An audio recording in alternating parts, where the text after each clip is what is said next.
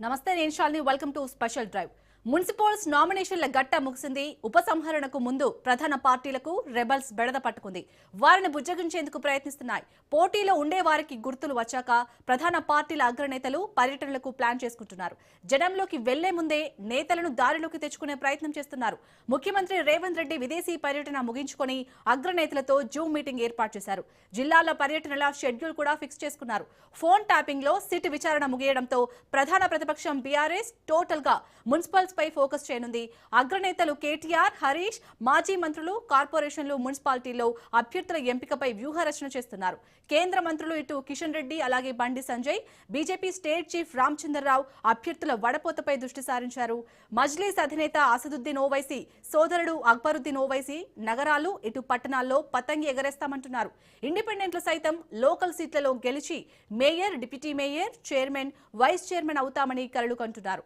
స్క్రూటీనీ symbol allotment తర్వాత పార్టీల అగ్రనేతలు star క్యాంపెయినర్లు ప్రచారంలో దిగనున్నారు మెజార్టీ కార్పొరేషన్లు మున్సిపాలిటీలు గెలిచి సత్తా చాటాలని భావిస్తున్న పార్టీలు పబ్లిక్ పల్స్ ని తమ వైపు మలుచుకునేందుకు కసరత్తు చేస్తున్నారు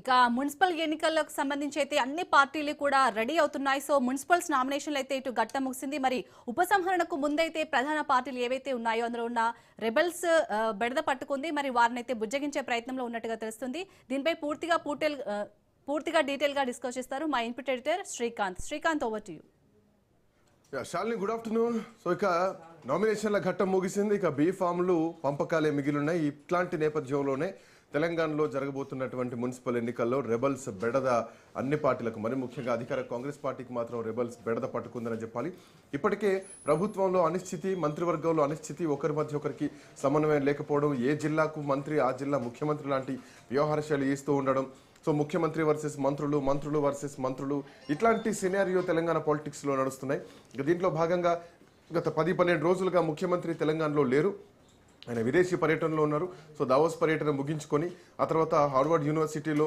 క్రాష్ కోర్స్ ఫినిష్ అయిన తర్వాత ఈరోజు ఉదయం 3 గంటలకు ముఖ్యమంత్రి హైదరాబాద్ చేరుకున్నారు మరి కాసేపట్లోనే మంత్రులతో అంటే వీడియో కాన్ఫరెన్స్ ద్వారా సమావేశం కాబోతున్నారు ఎన్నికలకు సంబంధించి ఏర్పాట్లకు సంబంధించి కానీ జనంలోకి వెళ్లే ముందు ఎట్లా దారిలోకి తెచ్చుకోవాలి ఎట్లా అంటే వ్యవహారం అటువంటి విషయంలో కూడా ప్రధానంగా ముఖ్యమంత్రి చర్చలు చేస్తున్నది మాత్రం స్పష్టంగా కనిపిస్తోంది ఇంకోవైపు తొందరలోనే ఈ మున్సిపల్ ఎన్నికల ప్రచార షెడ్యూల్ కూడా ముఖ్యమంత్రిది ఖరారైపోయింది ఉమ్మడి జిల్లాలో ముఖ్యమంత్రి ప్రచారం చేయబోతున్నారు ఫిబ్రవరి 4వ తారీఖున నల్గొండ జిల్లా మిర్యాలగూడ ఆ తర్వాత 5వ తారీఖు కరీంనగర్ జిల్లా చొప్పదండి ఆ తర్వాత నిజామాబాద్ జిల్లా రూరల్ తర్వాత రంగారెడ్డి జిల్లా ఆ తర్వాత ఉమ్మడి వరంగల్ జిల్లా ఆ తర్వాత మెదక్ జిల్లాలో బహిరంగ సభలు నిర్వహించి ఆ బహిరంగ సభల్లో పాల్గొనబోతున్నారు ఒకవైపు కాంగ్రెస్ పార్టీ ముఖ్యమంత్రి బహిరంగ సభలతోటి మరోవైపు బీఆర్ఎస్ పార్టీ నిన్నటి వరకు కూడా సిటీ విచారణతో బీఆర్ఎస్ పార్టీ కొంత అటు కాన్సన్ట్రేట్ చేసినా కానీ విచారణ నేపథ్యంలో కొంత సమయం డీలే అయినా కానీ మున్సిపల్ ఎన్నికలకు సిద్ధంగా ఉన్నామంటూ కూడా బీఆర్ఎస్ పార్టీ ఇప్పటికే చెప్తోంది అండ్ వాళ్ళు కూడా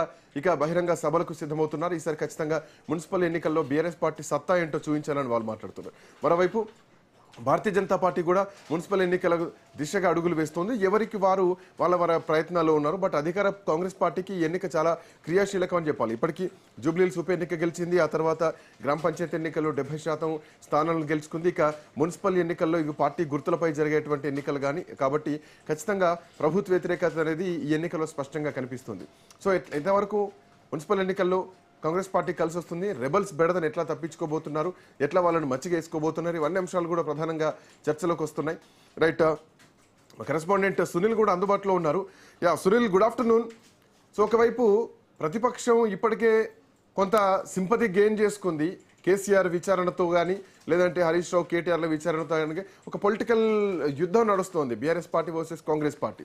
మరోవైపు ఇంతకాలం సీఎం లేరు, బట్ సీఎం లేకపోయినా కానీ ప్రభుత్వం ఈ విచారణలతోటి ఒక ఎంగేజ్ మాత్రం జరిగిందని చెప్పాలి రాష్ట్రంలో. సరే, పరిపాలన ఎట్లా ఉంది, మున్సిపల్ ఎలక్షన్ ఎట్లా చూడొచ్చు, అధికార ప్రతిపక్ష పార్టీల మధ్య ఎట్లాంటి వాతావరణం ఉండేటువంటి అవకాశం ఉంది సునీల్?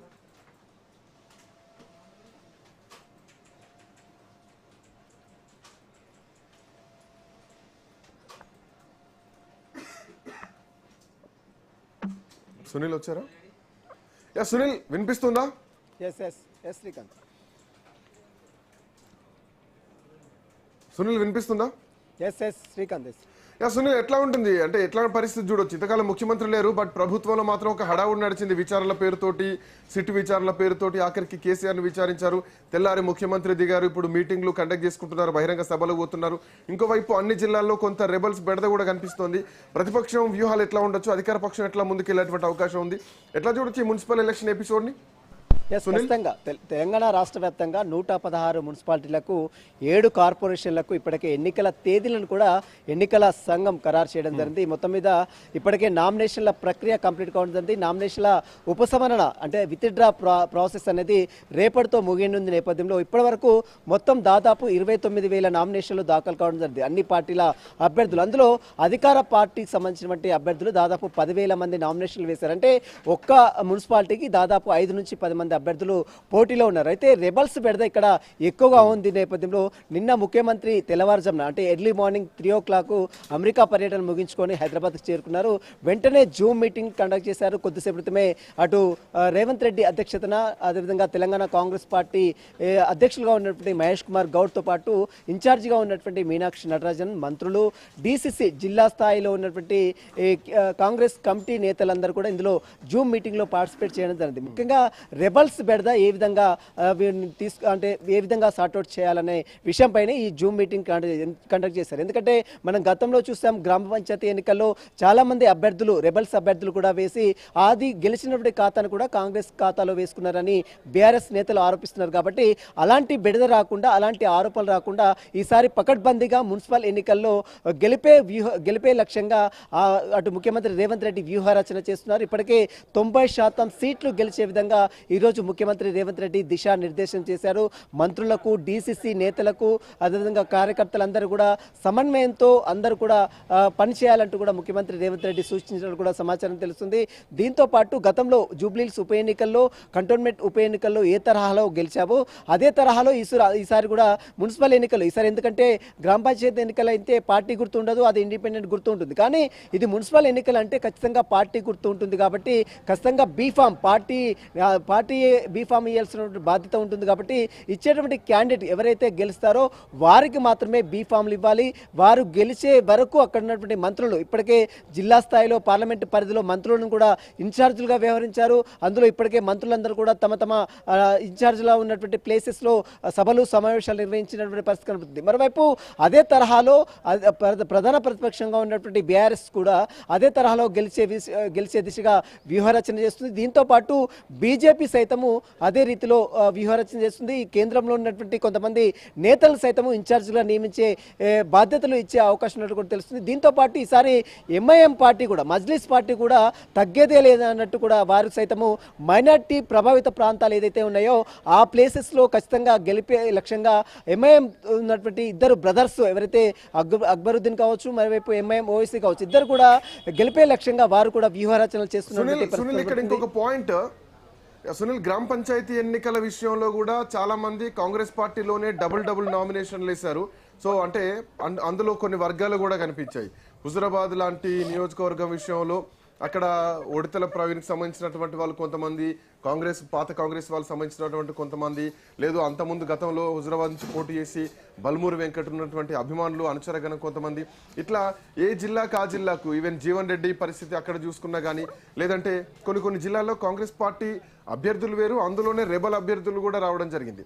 సో ఇప్పుడు మున్సిపల్ ఎన్నికల విషయంలో రెబల్స్ ఎక్కువగా పోటీలో పడుతున్నారు. సో రెబల్స్ కనుక పోటీ పడితే అదే సొంత పార్టీలో ఇబ్బందులు ఎదురయ్యేటువంటి అవకాశం కూడా ఉంటుంది. సో ఎట్లా చూడొచ్చు, వాళ్ళ విషయంలో ఏమైనా మచ్చి చేసుకునేటువంటి అవకాశం ఉంటుందా, లేదంటే ఇక్కడ ఏమైనా డిస్టర్బెన్సెస్ క్రియేట్ అయ్యే ఛాన్స్ ఉంటాయా? ఎస్, ఖచ్చితంగా మీరు అన్నట్టు గ్రామ పంచాయతీ ఎన్నికల్లో అదే ఇబ్బంది కాంగ్రెస్ పార్టీకి, అధికార పార్టీకి తలెత్తిందని చెప్పవచ్చు. దీంతో పాటు ఈసారి అలాంటి వివాదాలకు పరిష్కారం ఫుల్ స్టాప్ చెప్పే దిశగానే ఈరోజు జూమ్ మీటింగ్లో ముఖ్యమంత్రి రేవంత్ రెడ్డి అధికారులకు దిశానిర్దేశం చేయడం జరిగింది. ముఖ్యంగా రెబల్స్ బెడద లేకుండా చూడాలి, రెబల్స్ని పోటీలో ఉండకుండా చూడాలి. ఎందుకంటే ఇప్పటికీ దాదాపు కాంగ్రెస్ పార్టీ నుంచే 10,000 పైగా నామినేషన్లు దాఖలు కావడం జరిగిందంటే అందులో చాలా వరకు అంటే 1:3 అంటే ఒక మున్సిపాలిటీ దాదాపు 3 నుంచి 5 మంది అభ్యర్థులు పోటీలో ఉన్నారు. ఇందులో భాగంగానే వారందరినీ కూడా రెబల్స్ని కూడా పూర్తిగా బుజ్జగించే ప్రయత్నం చేయాలి. అక్కడ ఉన్నటువంటి డీసీసీ నాయకులు కావచ్చు, అక్కడ ఉన్నటువంటి జిల్లా మంత్రులు కావచ్చు, మరోవైపు జిల్లాలో ఉన్నటువంటి నియోజకవర్గంలో ఉన్నటువంటి ఎమ్మెల్యేలు కావచ్చు, వీరందరూ కూడా రెబల్స్ బెడద లేకుండా చేయాలంటూ కూడా ఈరోజు ముఖ్యమంత్రి జూమ్ మీటింగ్లో చెప్పారు. ఎలాగైనా ఈసారి మున్సిపల్ ఎన్నికల్లో 90% సీట్లు గెలిపే లక్ష్యంగా పనిచేయాలంటూ కూడా ముఖ్యమంత్రి రేవంత్ రెడ్డి అధికారులందరూ కూడా దిశానిర్దేశం చేసింది. ప్రధాన పార్టీగా ఉంది, అధికారంలో ఉంది కాబట్టి ప్రభుత్వం చేస్తున్నటువంటి సంక్షేమ పథకాలు ప్రజల్లోకి తీసుకువెళ్లాలంటూ కూడా ఓవైపు కాంగ్రెస్ పార్టీ చెప్తుంటే, మరోవైపు ప్రధాన ప్రతిపక్షంగా ఉన్నటువంటి బీఆర్ఎస్ పార్టీ మాత్రము అది కాంగ్రెస్ పార్టీ ఇచ్చినటువంటి హామీలు మొత్తం కూడా నెరవేర్చలేదు. అదేవిధంగా తప్పిదాలు, నైనికోల్ బొగ్గు కుంభకోణము, అదేవిధంగా ఈ కమిషన్లకు సంబంధించిన అంశాలు వీటన్నిటి కూడా ప్రజల్లోకి తీసుకువెళ్ళాలి. ఖచ్చితంగా బీఆర్ఎస్ పార్టీని బలోపేతం చేయాలి. ఈ మున్సిపల్ ఎన్నికల్లో ఎలాగైనా ప్రభుత్వానికి బుద్ధి చెప్పాలనే రీతిలో మరోవైపు ప్రధాన ప్రతిపక్షంగా ఉన్నటువంటి బీఆర్ఎస్ పార్టీ వ్యూహరచన చేస్తుంది. ఇందులో భాగంగానే మనం చూడొచ్చు, గత వారం రోజుల నుంచి కూడా బీఆర్ఎస్ పార్టీకి కేసీఆర్ సిట్టు విచారణ ఎదుర్కొన్నారు. కేసీఆర్ సిట్టు విచారణ ఎదుర్కొన్నటువంటి క్రమంలో కూడా అంతకంటే ముందు మేము మున్సిపల్ ఎన్నికలకు సిద్ధంగా ఉన్నామని చెప్పేసి కేటీఆర్ అనౌన్స్ చేశారు. సో మేము బీఫామ్లు పంచుకునేటువంటి ఆ పనిలో ఉన్నాం, ఇప్పుడు విచారణకు హాజరు కాలేనంటే ఇంకొక డేట్ పెట్టారు, దట్టు ద నెక్స్ట్ డే పెట్టారు. సో దీంట్లో బీఆర్ఎస్ పార్టీ కొంత ఇబ్బందులు ఏమైనా ఎదుర్కొందా? పాయింట్ నెంబర్ 1 అయితే కనుక విచారణ తర్వాత నిన్న కేసీఆర్ ఎమ్మెల్యేలతోటి, మాజీ ఎమ్మెల్యేలతోటి సమావేశం అయ్యారు. ఆ సమావేశంలో కొంత వ్యూహరచన కూడా చేసినట్టుగా తెలుస్తోంది. సో ఎక్కడ కూడా చెక్కు చెదరలేదు, ఆత్మస్థైర్యం ఖచ్చితంగా. ఇప్పుడు ఆల్రెడీ ఇందాక నేను మాట్లాడినట్టు ముఖ్యమంత్రి బహిరంగ సభలు ఉన్నాయి, ఇక బీఆర్ఎస్ పార్టీ కూడా అదే దూకుడుగా బహిరంగ సభలతో ముందుకెళ్తుందా? ఎట్లా చూడొచ్చు, ఒక ఉద్యమ భావజాలం లాంటి మాటల తూటాలు మళ్ళీ మున్సిపల్ ఎలక్షన్లోనే మనకు కనిపించబోతున్నాయా? కేసీఆర్ బయటకు వస్తే అదే జరగబోతుందా? ఎట్లా ఉండబోతున్నాయి ఈ రెండు పార్టీల మధ్య?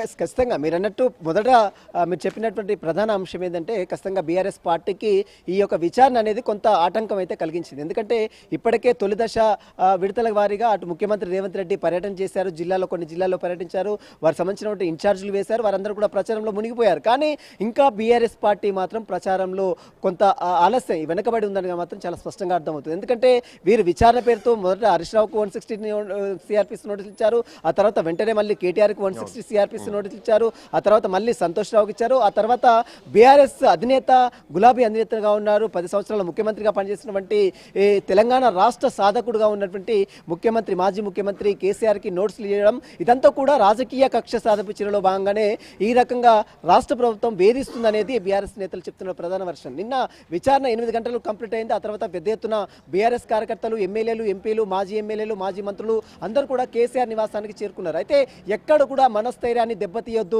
ఖచ్చితంగా మున్సిపాలిటీ ఎన్నికల్లో మనం విజయం సాధిస్తామంటూ కూడా మాజీ ముఖ్యమంత్రి కేసీఆర్ నిన్న అక్కడ ఉన్నటువంటి మాజీ మంత్రులకు, మాజీ ఎమ్మెల్యేలకు, మాజీ ఎంపీలకు కూడా దిశానిర్దేశం చేశారు. ఎవరు కూడా వెనకడుగు వేయడానికి వీలేదు, ఖచ్చితంగా అందరూ ప్రజల్లోకి వెళ్ళాలి, ప్రజల్లో ప్రభుత్వం చేస్తున్నటువంటి తప్పిదాలను ప్రజల దృష్టికి తీసుకువెళ్లాలంటూ కూడా నిన్న కొంత మనోధైర్యాన్ని అటు మాజీ ముఖ్యమంత్రి కేసీఆర్ వారందరూ కూడా ఇవ్వడం జరిగింది. నిన్న మనం చూసాం, నిన్న అక్కడే ఉన్నాం కాబట్టి బీజేపీ లైన్ ఎట్లా చూడొచ్చు సునీల్? ఎందుకంటే బీజేపీ గతంలో బండి సంజయ్ రాష్ట్ర అధ్యక్షుడిగా ఉన్నప్పుడు ఆఫ్ కోర్స్ హైదరాబాద్ మొత్తం కూడా ఆల్మోస్ట్ 50 స్థానాల వరకు కార్పొరేషన్లు గెలుచుకుంది. సో ఒక భారీ స్పీడ్తో పోయినటువంటి బీజేపీ ఈ మధ్యకాలంలో 8 మంది ఎంపీలు గెలిచినా కానీ, ఎమ్మెల్యేలు గెలిచినా కానీ చాలా వరకు కొంత వెనకబడే ఉంది. అండ్ మోరోవర్ ఈ మధ్య గ్రామ పంచాయతీల విషయం చూసుకుంటే ఎక్కడైతే ఎమ్మెల్యేల గెలుపులు జరిగినాయో ఆ ప్రాంతంలో కొంత బీజేపీ గ్రామ పంచాయతీలు గెలుచుకుంది. కమింగ్ టు మున్సిపల్ ఎలక్షన్స్ విషయానికి వస్తే ఎప్పుడైనా కానీ అర్బన్ ప్రాంతాల్లో బీజేపీ కొంత బలంగా ఉంటుంది గ్రామీణ ప్రాంతాల కంటే కూడా. సో ఇప్పుడు జరగబోయేటువంటి 7 కార్పొరేషన్లలో ఏమైనా బీజేపీ కొంత చలనం ఉండేటువంటి అవకాశం ఉంటుందా? కొంత ఏమైనా ప్రదర్శించేటువంటి అవకాశం ఉంటుందా ఎన్నికల్లో? ఎట్లా చూడొచ్చు?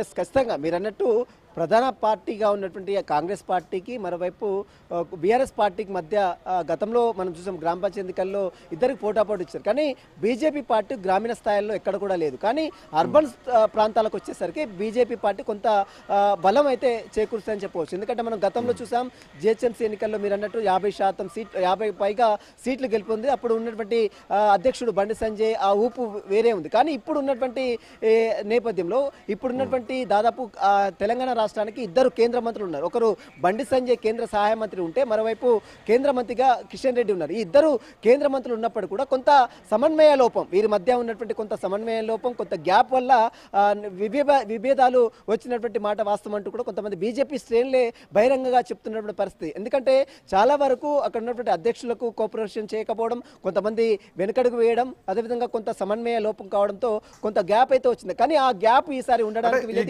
గ్యాప్ మనకు జూబ్లీహిల్స్ ఎన్నికల్లో స్పష్టంగా కనిపించింది. కొంతమంది ప్రచారాలకు రాలేదు, వచ్చినా కలిసి ఎవరు ప్రచారం చేయలేదు. నిజామాబాద్ నుంచి ధర్మపురి అరవింద్ సోషల్ మీడియా ప్రచారం చేశారు. ఆయన నేను ఎక్కడన్నా ప్రచారం చేసినట్టే గ్రౌండ్లో ఉంటేనే కాదని చెప్పడం జరిగింది. ఒక పొంతన లేదని స్పష్టంగా కనిపించింది. గతంలో పార్లమెంట్ సమావేశాల టైంలో కూడా 7 ఎంపీలంతా కూడా కొండ విశ్వేశ్వరరెడ్డి నివాసంలో కలుసుకోవడం, కొత్త పాత లాంటి సిద్ధాంతాలు, డీకే అరుణ లాంటి వాళ్ళు మాట్లాడడం, ఇవన్నీ కూడా బీజేపీలో కలయిక సరిగ్గా లేదు, ఎవరికి వారు యమునా తీర అన్నది స్పష్టంగా కనిపించింది. మోరోవర్ మొన్న పార్లమెంట్ సమావేశాల సమయంలో కూడా ప్రధానమంత్రి మోడీ అందరికీ చీవాట్లు పెట్టారు. ఆ వైసీపీ బెటరు, ఒంటరిగా పోట్లాడుతోంది సోషల్ మీడియాలో. ఇంతమంది గెలిచి కూడా తెలంగాణలో బీజేపీ ఏం చేస్తోంది, సోషల్ మీడియాలో కూడా యాక్టివ్గా ఉండట్లేదు, ప్రధాన ప్రతిపక్ష పాత్ర పోషించట్లేదు అని చెప్పేసి మోడీ క్లాస్ పీకారు. ఇది ఆ లీక్ ఎవరు బయటకు ఇచ్చారో వాళ్ళపైన చర్యలు తీసుకుంటామని కిషన్ రెడ్డి అన్నారు. అంటే క్లాస్ పీకిన మాట వాస్తవమే అన్నది ఇక్కడ స్పష్టంగా అర్థమైంది. దీని తర్వాత ఇప్పుడు మున్సిపల్ ఎలక్షన్ రాబోతున్నాయి. జూబ్లీహిల్స్ ఎన్నికల్లో పూర్తిగా విఫలమైపోయింది. సో ఆ దెబ్బతోటి ఏమైనా కొంత ఆత్మపరిశీలన దిశగా బీజేపీ అడుగులు వేస్తోందా, లేదంటే ఇక్కడ కూడా ప్రేక్షక పాత్ర ఉంటుందా?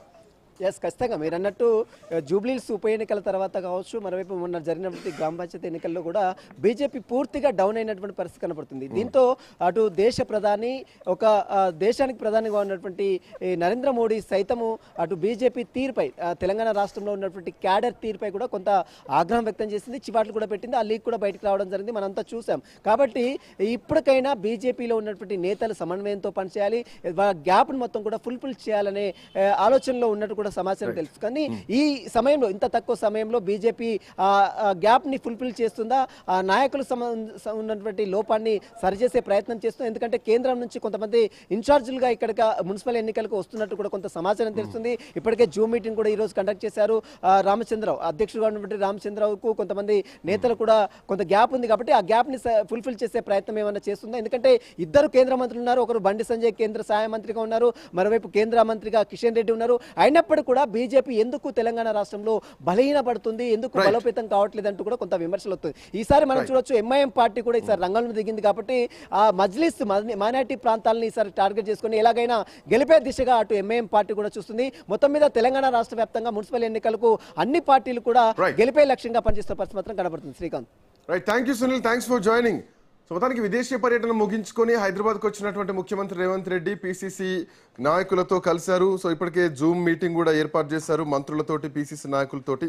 సో దాంట్లో deputy CM Bhatti Vikramarka, Mahesh Kumar Goud, AICC in charge Meenakshi నటరాజన్తో పాటు ఇంకా పీఏసీ సభ్యులు ఎవరైతే ఉన్నారో వీళ్ళంతా కూడా ఈ మీటింగ్లో ఉన్నారు. సో ఇందులో మున్సిపల్ ఎన్నికలు కానీ ప్రచారాలకు సంబంధించినటువంటి వ్యూహాల గురించి కానీ మాట్లాడబోతున్నారు. రైట్, ఒక్కసారి నల్లగొండకి వెళ్దాం. నల్లగొండ నుంచి మా కరెస్పాండెంట్ పుల్లారావు అందుబాటులో ఉన్నారు. Pullarao, good afternoon. పుల్లారావు, కంచుకోట కాంగ్రెస్ పార్టీకి నల్లగొండ అంటేనే, ఎందుకంటే కోమటిరెడ్డి బ్రదర్స్ గతంలో వైఎస్ఆర్ హయా నుంచి కూడా కాంగ్రెస్ పార్టీని చాలా బలంగా తీసుకొచ్చినటువంటి వ్యక్తులు. బట్ ఈ మధ్య కాలంలో కోమటిరెడ్డి మీద వచ్చినటువంటి అలిగేషన్సే కానీ, రాజగోపాల్ రెడ్డి ఆయన మునుగోడు నియోజకవర్గంలో ఆయనే సుప్రీం అని చేస్తున్నటువంటి వ్యవహార శైలి కానీ, ఇవన్నీ ఈ రెండు వైపులు ఉంటే కనుక ముఖ్యమంత్రి వ్యవహార శైలిని ఎట్లా చూడొచ్చు? ఈ నల్లగొండలో ఇప్పటికే రెబల్స్ బెడద కూడా ఎక్కువగానే ఉంది. ఎవరికి వారు, అంటే మొన్న డీసీసీ అధ్యక్షుడి విషయంలో, పున్న కైలాష్ నేత విషయంలోనే మన కోమటిరెడ్డి వెంకటరెడ్డి తనకు తెలియకుండా ఎట్లా ఇస్తారు అని చెప్పేసి ఆయన వ్యతిరేకత వ్యక్తం చేశారు. ఆ తర్వాత ఇప్పుడు మున్సిపల్ ఎన్నికలు రాబోతున్నాయి. సో ఎట్లాంటి పరిణామాలు చూడొచ్చు? ఏమేమి ఈక్వేషన్స్ ఉన్నాయి అక్కడ పుల్లారావు?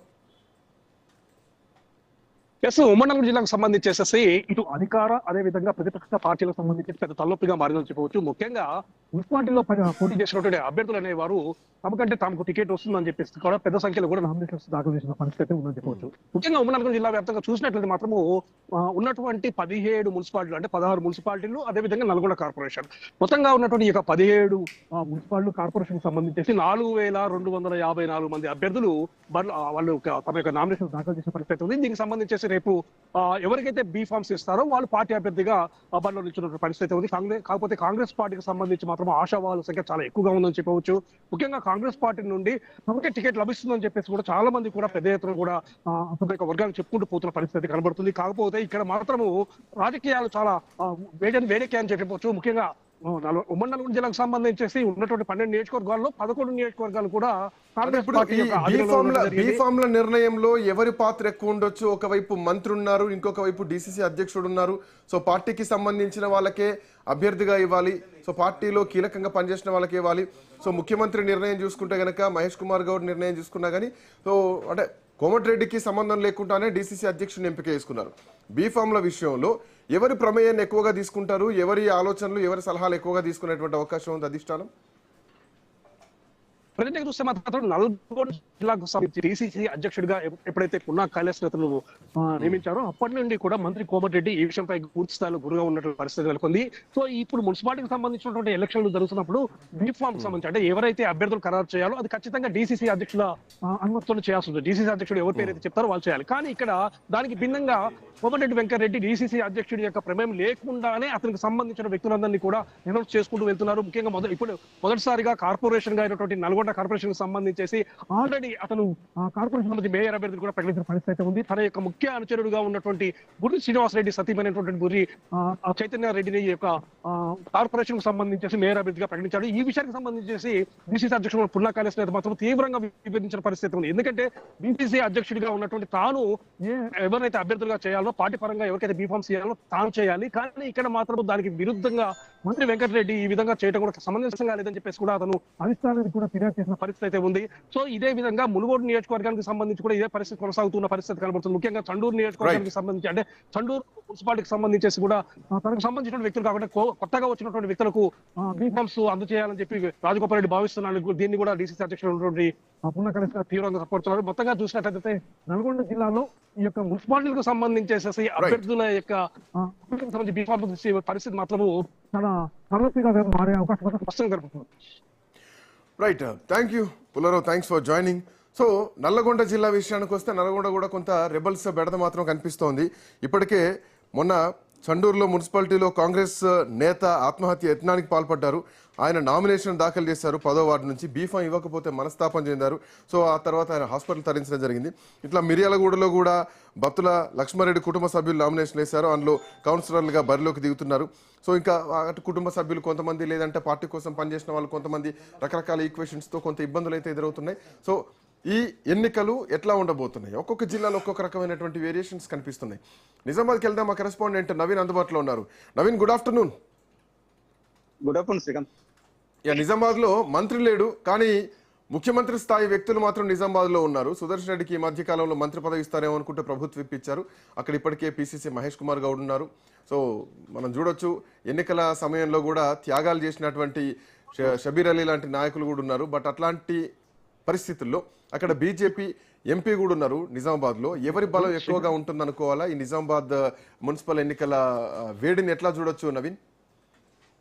ప్రధానంగా నిజామాబాద్ జిల్లాలో చూసుకున్నట్టయితే, ఉమ్మడి నిజామాబాద్ జిల్లా చూసుకున్నట్టే నిజామాబాద్ జిల్లాలో ఒక కార్పొరేషన్ తో పాటు 7 మున్సిపాలిటీలు ఉన్నాయి. నిజామాబాద్ కార్పొరేషన్ తో పాటు నిజామాబాద్ జిల్లాకు సంబంధించి ఇటు బోధన, అలాగే ఆర్మూర్ బెంగళూరు మున్సిపాలిటీలు ఉన్నాయి. దాంతో పాటు కామారెడ్డి సంబంధించి కామారెడ్డి, ఎల్లారెడ్డి, బాన్సువాడ, బిచ్చుకుంద నియోజకవర్గాలు ఉన్నాయి. ప్రధానంగా చూసుకున్నట్టయితే ఇక్కడ కాంగ్రెస్ ఇటు బీజేపీ పార్టీల మధ్యన పోరు మాత్రం కొనసాగే పరిస్థితి మాత్రం ఉందని చెప్పవచ్చు. ఎందుకంటే బీజేపీ కూడా ఇటు మున్సిపాలిటీలో ఖచ్చితంగా పాగా వేస్తామని చెప్పి కూడా గట్టి పట్టుదలతో ఉన్న పరిస్థితి మాత్రం కనిపిస్తుంది. ఎంపీ అరవింద్ దగ్గర నుండి మరి ఎవరు గెలుపు గుర్రాలు ఉన్నారో, ఎవరు మొత్తం పూర్తిగా సర్వే ఆధారంగా కూడా వాళ్ళకు టికెట్ ఇచ్చి బీఫామ్ ఇచ్చే పరిస్థితి నెలకొందని చెప్పవచ్చు. ఇప్పటికైతే నిజామాబాద్ మున్సిపాలిటీ చూసుకున్నైతే 60 మున్సిపాలిటీ వార్డు ఉండగా అందులో 50 ఇప్పటికే పేర్లను కూడా ప్రకటించి ముందంజలో ఉంది. దీనికి తమ మేయర్ అభ్యర్థి కూడా శ్రవంత్ రెడ్డి ఇప్పుడు గతంలో మున్సిపాలిటీ కార్పొరేటర్ ఉన్నటువంటి శ్రవంత్ రెడ్డి పేరు కూడా ప్రకటించిన పరిస్థితి మాత్రం కనిపిస్తుంది. అయితే బీజేపీ ఇటు కాంగ్రెస్ చూసుకున్నట్లయితే కాంగ్రెస్ మాత్రం ఇక్కడ మంత్రి లేకున్నప్పటికీ పిసిసి అధ్యక్షుడు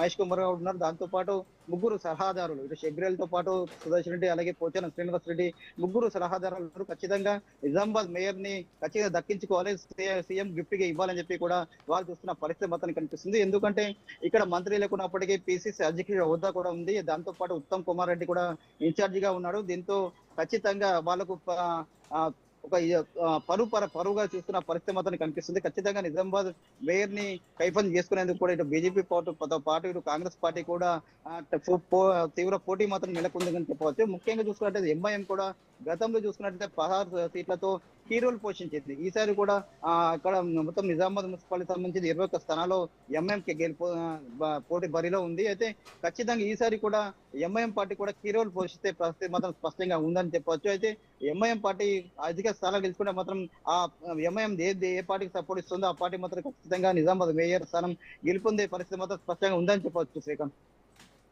అంటే మున్సిపల్ ఎన్నికలతోటి ఇప్పటికే కాసుల పంట కూడా నడుస్తోంది. ఆల్మోస్ట్ 7 కోట్ల రూపాయల పన్నులు కూడా కడుతున్నారు కొంతమంది నేతలు. అది వార్తల్లో బాగా వైరల్ అవుతున్నాయి.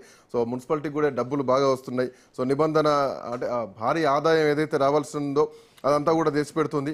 ఎన్నికల్లో పోటీ చేయాలంటే అభ్యర్థులు తమ పన్నులు మొత్తం కూడా కట్టాలి. వాళ్ళ దగ్గర ఉన్నటువంటి బకాయిలు ఏవైతున్నాయో అవన్నీ చెల్లించిన తర్వాత నో డ్యూ సర్టిఫికేట్ ఉంటేనే వాళ్ళకు రేపు పొద్దున ఎలక్షన్స్కి వెళ్ళేటువంటి అవకాశం ఉంటుంది. సో దీంట్లో భాగంగా ఏకంగా ఒక కార్పొరేటరు 7,42,00,000 రూపాయలు చెల్లించారు. ఇదే పెద్ద నిదర్శనం అని చెప్పాలి. సో ఈ అంశం ఎన్నికలపైన ఎట్లాంటి ప్రభావం చూపుతోంది అండ్ మున్సిపాలిటీకి ఎంతవరకు ఖజానాకు ఇది కొంత మేలు కలిగిస్తుంది అనుకోవచ్చు? ఖచ్చితంగా అనుకోవచ్చు. ఎందుకంటే నిజామాబాద్ మున్సిపాలిటీ ఎవరెవరైతే అభ్యర్థులు ఉన్నారో ఖచ్చితంగా వాళ్ళు పాత డ్యూలతో మున్సిపాలిటీ సంబంధించి ట్యాక్స్, ఇంటి ట్యాక్స్ సంబంధించి మిగతా ట్యాక్స్లు ఖచ్చితంగా చెల్లించాలి రూల్స్ ఉంది. దీంతో పాటు నిజామాబాద్ జిల్లాలో బీజేపీ కావచ్చు, కాంగ్రెస్ పార్టీ, వివిధ పార్టీల అభ్యర్థులు కూడా పూర్తిగా ట్యాక్స్ కట్టి క్లియర్ సర్టిఫికేట్ తీసుకుంటేనే అక్కడ నామినేషన్ వేసే అవకాశం ఉంది.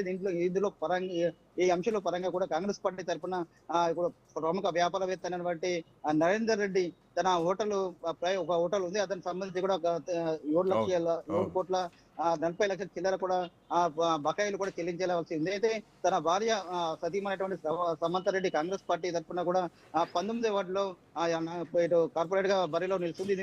దీనికి సంబంధించి కూడా పూర్తిగా అక్కడ బకాయిలు కూడా చెల్లించిన పరిస్థితి మొత్తం కనిపిస్తుంది. దీంతో నిజామాబాద్ మున్సిపాలిటీ కూడా కాసుల పంట పండిందని చెప్పవచ్చు. ఎందుకంటే గత కొన్ని సంవత్సరాలుగా చూసినట్లయితే బకాయిలు చాలా మంది చెల్లించకపోవడంతో చాలా ఇబ్బంది పరిస్థితి మొత్తం కనిపిస్తుంది. ఇప్పుడు ఈ కార్పొరేట్ ఎలక్షన్ పుణ్యమా అని చెప్పి కూడా చాలా మంది కూడా బకాయిలు చెల్లించడంతో కూడా ఇటు నిజామాబాద్ మున్సిపాలిటీకి కొంత లాభం.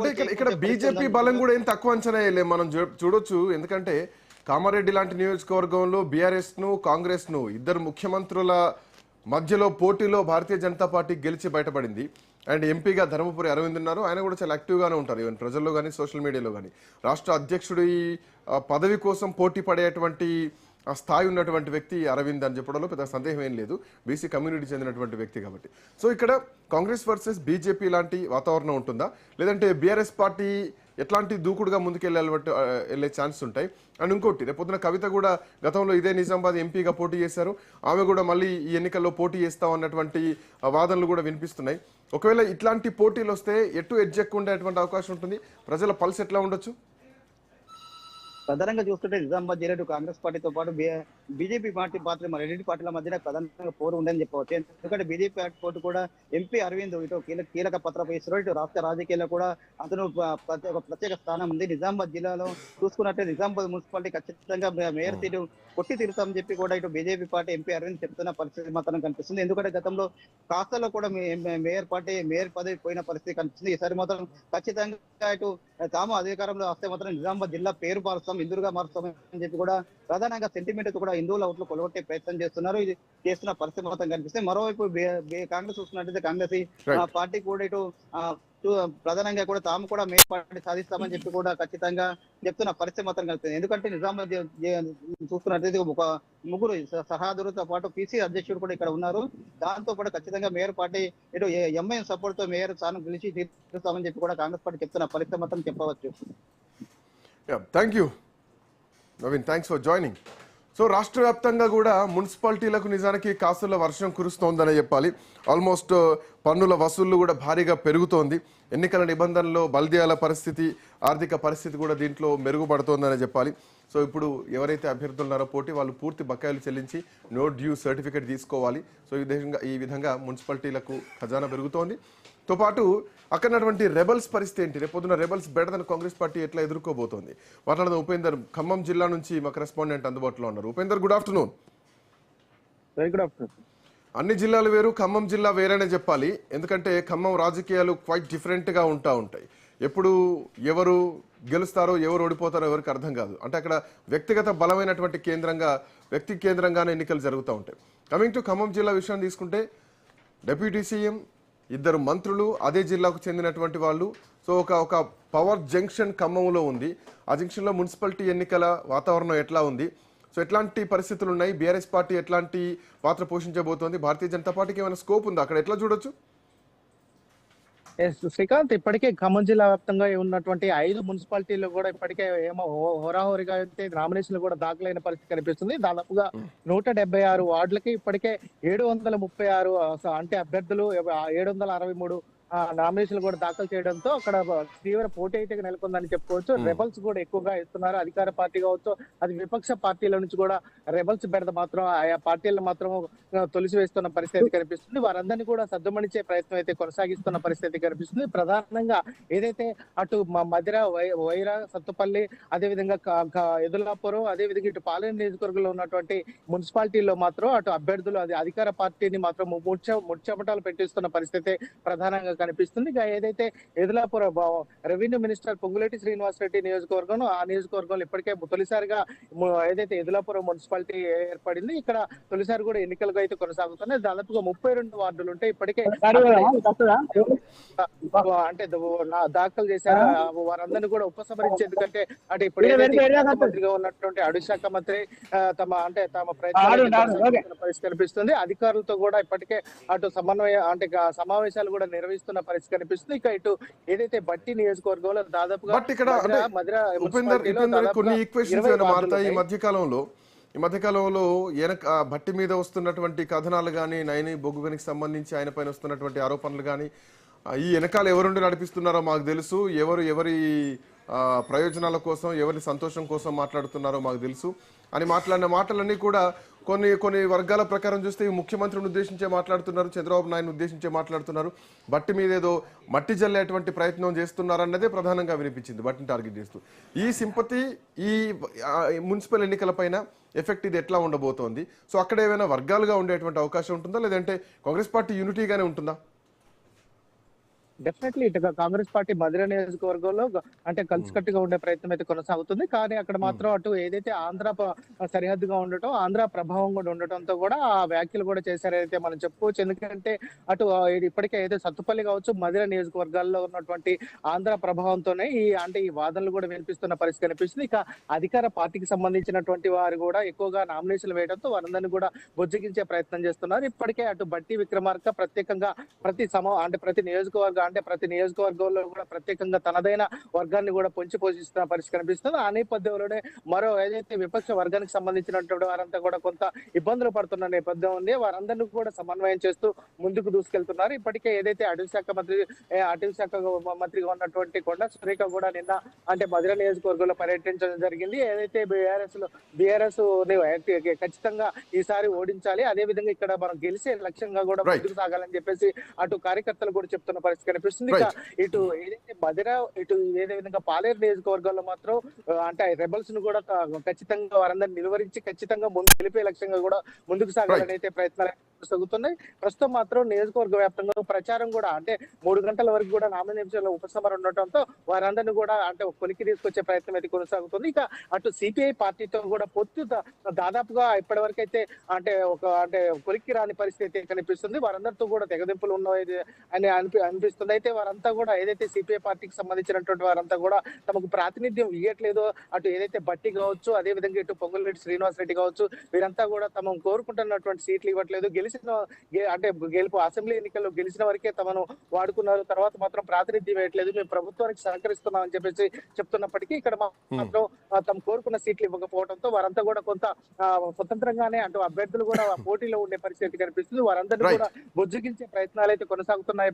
మొత్తాన్ని చూసుకుంటే మాత్రం కాంగ్రెస్ మాత్రం తమ గెలుపు ధీమాను వ్యక్తం చేస్తున్నప్పటికీ మాత్రం కొంత లోపల మాత్రం ఇబ్బందులు పడుతుంది. బీఆర్ఎస్ కూడా ఆ దిశగా కూడా గెలిపే లక్ష్యంగా కూడా ముందుకు సాగుతున్న పరిస్థితి జిల్లాలో కనిపిస్తుంది. Srikanth, thank you Upender, thanks for joining. So మొత్తానికి ఇంకో బ్రేకింగ్ కూడా తెలుస్తుంది. మున్సిపల్ ఎన్నికల్లో టీపీసీసీ స్క్రీనింగ్ కమిటీ సిఫార్సు చేసినటువంటి అభ్యర్థుల జాబితా ఏదైతే ఉందో అధికారికంగా ఆమోదిస్తూ పీసీసీ కమిటీ ఏకగ్రీవ తీర్మానం చేసినట్టుగా తెలుస్తోంది. కొద్దిసేపట్లోనే కాంగ్రెస్ పార్టీ వార్డు అభ్యర్థులను కూడా ప్రకటించబోతున్నట్టుగా తెలుస్తోంది టీపీసీసీ. సో ఇవాళ అభ్యర్థులకు సంబంధించినటువంటి బీ ఫామ్స్ కూడా అందజేయబోతున్నట్టుగా ఇంకొక అప్డేట్ అయితే మనకు అందుతోంది. రైట్, అరుణ్ ఉన్నారు మా కరెస్పాండెంట్ ఉమ్మడి ఆదిలాబాద్ జిల్లా మంచిర్యాల నుంచి. Arun, good afternoon.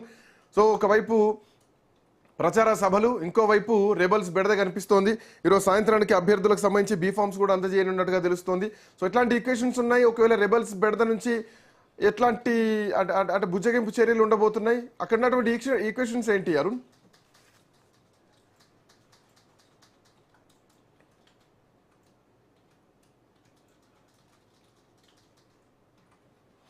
Arun mute లో ఉన్నట్టుంది. మీ ఇన్స్ట్రుమెంట్ మ్యూట్ లో ఉంది, ప్లీజ్ అన్మ్యూట్ చేయండి. హలో, ఇప్పుడైతే Yes, please. మొత్తం కూడా మంచిర్యాల జిల్లాకు సంబంధించి కూడా 3 మున్సిపాలిటీలు, ఒక కార్పొరేషన్ కు ఎన్నికలు జరగనున్నారు. ఆసిఫాబాద్ జిల్లాకు సంబంధించి కూడా 2 మున్సిపాలిటీలు, కాగజ్నగర్ అదే ఆసిఫాబాద్ జిల్లాల మున్సిపాలిటీలకు అయితే ఎన్నికలు జరిగాను. ఇక ఈ నేపథ్యంలో ఇప్పటికే కూడా ఏదైతే నామినేషన్ల ప్రక్రియ అయితే ముగిసింది. ముఖ్యంగా కూడా ఏదైతే మంచిర్యాల జిల్లాకు సంబంధించి కూడా అధికార పట్ల ఉన్నటువంటి కాంగ్రెస్ కి అయితే రెబల్స్ బేడదైతే ఉన్నది. ముఖ్యంగా కూడా మంచిర్యాల నియోజకవర్గం, మంచిర్యాల జిల్లాకు సంబంధించి కావచ్చు, మంచిర్యాల కార్పొరేషన్ కి సంబంధించి కూడా ఏదైతే ప్రతి నియోజకవర్గం ఏదైతే మున్సిపాలిటీలు ఇటు మంచిర్యాలకు సంబంధించి కూడా 60 డివిజన్లలో కూడా దాదాపు 90 మంది కూడా కాంగ్రెస్ అభ్యర్థులు అయితే నామినేషన్ వేసినటువంటి పరిస్థితి. అదే చెన్నూరు కావచ్చు, ఇటు బెల్లంపల్లి కావచ్చు, ఎక్కడ కూడా కాంగ్రెస్ కావచ్చు, అదేవిధంగా బీఆర్ఎస్ లో కూడా రెబల్స్ బెడదైతే ఉండదు. ముఖ్యంగా కూడా అనుకున్న దానికంటే ఎక్కువ కూడా ఇది అభ్యర్థులు అయితే నామినేషన్లు వేసారు. ముఖ్యంగా కాంగ్రెస్ అయితే ఈ సమస్య ప్రధాన సమస్యగా ఉన్నది. ముఖ్యంగా ఇదైతే ఇప్పటికే కూడా ప్రచారం మొదలైనవి, కానీ ఇప్పటి వరకు బుజ్జగించిన పర్వం అయితే మొదలైన బుజ్జగించిన పర్వంలో కూడా ఏదైతే కాంగ్రెస్ అధికార పార్టీకి సంబంధించి కూడా చాలా మంది కూడా తమ కష్టపడ్డాము, తమకు ఇప్పటి వరకు కూడా టికెట్స్ ఏదైతే బీ ఫామ్లు అయితే అందజేయలేదు, తమ కూడా బరిలో ఉంటామని అయితే ఏదైతే బహిరంగంగానే తెలుసుకున్నటువంటి పరిస్థితి కొనసాగుతుంది. ముఖ్యంగా కూడా ఏదైతే ఇటు బెల్లంపల్లి కావచ్చు, బెల్లంపల్లి అంటే పాయింట్ ఏంటంటే అక్కడ బొగ్గు గనులకు సంబంధించినటువంటి ఇష్యూ ఈ మధ్యలో మనం చూస్తున్నాం. అక్కడ సింగరేణి ఎంప్లాయీస్ సంబంధించినటువంటి ఓటు బ్యాంకే కీలకం. సో కాంగ్రెస్ పార్టీకి గతంలో సింగరేణి మొత్తం కూడా పట్టం కట్టింది. ఇప్పుడు మున్సిపాలిటీలకు వచ్చేసరికి ఏమైనా ప్రభుత్వ వ్యతిరేకత ఉందా? ప్రతిపక్షం వ్యూహరచన ఎట్లా ఉండబోతోంది? ఈ అంశాన్ని ఎట్లా చూడొచ్చు? రైట్, ప్రధానంగా కూడా ఏదైతే ఖచ్చితంగా కూడా ఏదైతే కాంగ్రెస్ అధికార పార్టీకి చాలా సమస్య తలెత్తుతుంది. ముఖ్యంగా కూడా ఈ కార్మికుల సమస్య, కార్మిక క్షేత్రంలో కూడా 3 ఏదైతే మున్సిపాలిటీలు అయితే ఉన్నాయో మున్సిపాలిటీలకు సంబంధించి కూడా ఇబ్బందులు అయితే తలెత్తున్నాయి. ఎందుకంటే ఈ గతంలో కాంగ్రెస్ పార్టీ సిపిఐ తో పొత్తు పెట్టుకున్నది. ఇక్కడ సిపిఐ ఏంటంటే సిపిఐకి సంబంధించి కూడా ఏదైతే ఏఐటీసీ గుర్తింపు సంఘం కూడా సింగరేణి వ్యాప్తంగా కూడా గుర్తింపు సంఘాలు కొనసాగుతుంది. అయితే కొన్ని గతంలో అసెంబ్లీ ఎంపీ ఏదైతే పార్లమెంట్ ఎన్నికల్లో కూడా కాంగ్రెస్ తోని సిపిఐ పొత్తు పెట్టుకున్నారు. కానీ ఈ ఏదైతే మున్సిపాలిటీ ఎన్నికల్లో కూడా కాంగ్రెస్ అదే విధంగా కూడా సిపిఐ వేరువేరుగా పోటీ చేస్తాయి. కొన్ని ప్రాంతాలలో బీఆర్ఎస్ తో పొత్తు పెట్టుకుని, కొన్ని ప్రాంతాల్లో ఒంటరిగా పోటీ చేస్తాయి, కొన్ని ప్రాంతాలలో కాంగ్రెస్ తో పెట్టుకోవడం. మంచిర్యాలకు వచ్చేసరికి కూడా మంచిర్యాల వచ్చేసరికి కూడా కాంగ్రెస్ పొత్తున్నప్పటికీ ఒకే సీట్ కేటాయించినట్టు తమ అందరం కూడా కాంగ్రెస్ కాకుండా సపరేట్ గా పోటీ చేస్తున్నామని ప్రకటించారు. అదేవిధంగా కూడా బెల్లంపల్లికి సంబంధించి కూడా అదే పరిస్థితులు అయితే ముఖ్యంగా కూడా ఏదైతే ఈసారి ఖచ్చితంగా కాంగ్రెస్ సమస్య కలుపుతుంది. ఎందుకంటే చారిమేల్ క్షేత్రంలో జరుగుతున్నటువంటి ఎలక్షన్లకు సంబంధించి కూడా కార్మికులందరూ కూడా ఇటు ప్రభుత్వానికి కొంత యాంటీగానే ఉండేటువంటి అవకాశం ఉంది. Srikanth, thank you Arun, thanks for joining. So మున్సిపాలిటీకి సంబంధించి ఇక ముఖ్యమంత్రి ప్రచారాలకు సిద్ధమవుతున్నారు. ఇప్పటికే టీపీసీసీ సిద్ధం చేసినట్టుగా తెలుస్తోంది. మరి కాసేపట్లోనే టీపీసీసీ దీనికి సంబంధించి